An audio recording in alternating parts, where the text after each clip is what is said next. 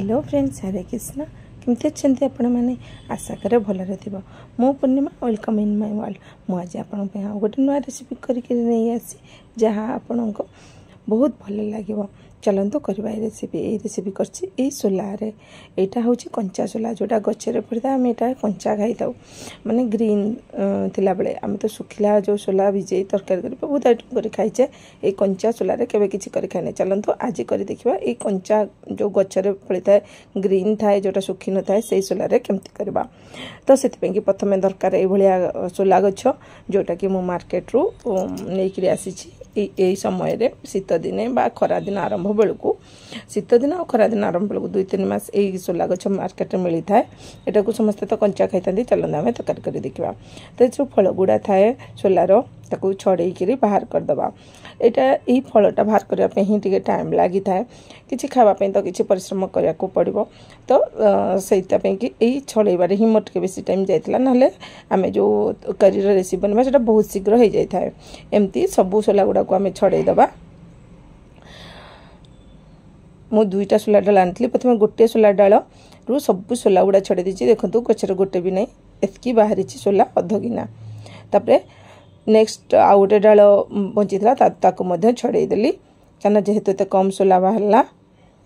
2टा गचर मोर ये गोटे गिना सोला बाहरी। देखो केते अलिया बाहरी माने ता चोपा आ गछ छाड़ी दे सोला मात्र गोटे गिना ही बाहरला। गचर गोटे भी सोला नहीं। चलतु करवा एथरटा से सोलार रेसिपी। से गोटे मसला तैयारी करवा। आ मसला टी अलग टाइप रही है। से कि मुझे किसी धनिया पत्र 2-3टा कंचा लंका जोटा कि आपण राग जी खाती से हिसाब से ने। गोटे छोट रसुण आउ खंडे अदा आपको नहीं आम पेस्ट करनबा। ये मसला ही व्यवहार होता है। आउ किसी व्यवहार हो न था।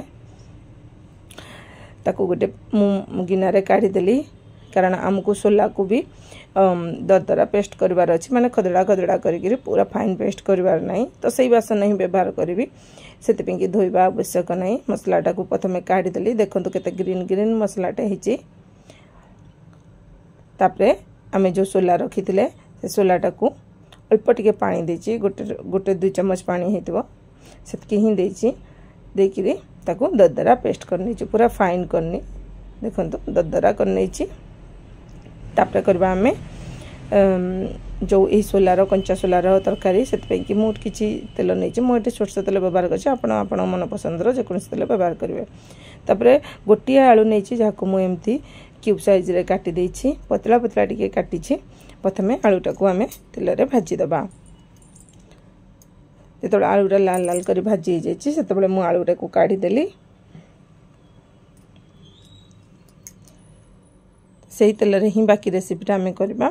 तेल रे किछि अल्प गोटे चम्मच हम जीरा फुटण हिसाब से फुटेदेली। तापर गोटे पिंच हेंगू दे देछि।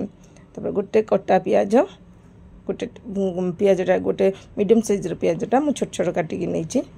पियाजटा जिते हल्का भाजी हो गला तार हल्का लाइट पिंक कलर आसीगला आम जो रखी थे बाटिकी जो सोलाटा सेटा देदबा।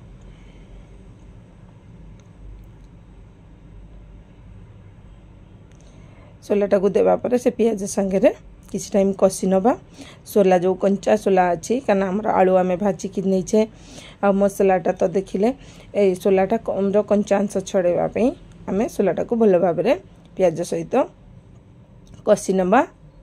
जमती मसला कषिला भाया कषिला हो सोलाटा सीझीज। तापर देवा तार किसी हल्दी गुंड आ स्वाद अनुसार लुण देवापर आउ टे भल भाव भाजी होता है। 5 ରୁ 7 मिनिट भाजिला परे आमर सोलाटा भाजी गला। तापर आम जो बाटी रखी थे मसला से मसलाटा देदेली। मसलाटा को अलग कषा आवश्यक नहीं जेहेतु ए खाली रसुण और अदा पड़ी। और धनिया पत्र निहाती देवे। धनिया पत्र दबा द्वारा टेस्ट ही बेटर होता है। तार कलर डेवलप करता है। मसलाटा दे आउ टिके कषि नवा। आउ 3 ରୁ 4 मिनिट कषा पर कषि गला मसला आउ सोला। तापर से जो भाजी रखी आलूटा मुझे देदेली। आलू देकर आउ टिके कषिदेली जो कि मसला आउ सोला आलू भल भाव मिसीजे। तापर जो ग्राइंडर जार आम ग्राइंडिंग करते से पानी दे देकरी धोईदेली कारण बहुत गुड़े सोला बटा से लगी ताकू धोईकी देदेली ये आपणकर जो तरकारी जो झोलटा केते पतला कि मोटा रखिए से से हिसाब से पानी देवे मुझे मीडियम कंसिस्टेंसी रखी जोटा कि रुटी आ भात दुईटा सहित खाई हो पार तरकारी फुटीगला शेष में किसी गरम मसला दे देछि देखंतु रेडी हो गला हमर ये कंचा सोलार तरकारी मो चैनल टाको सब्सक्राइब करने बेल आइकन ऑल बटन ने प्रेस करदे ताले मो नुआ वीडियो नोटिफिकेशन आपन पारे आगे पहुँची जीवो मोर रेसिपी आपको केमती लगे नुआ रेसिपी कौन देखा चाहते कमेंट माध्यम कहे रही थैंक यू बाय बाय।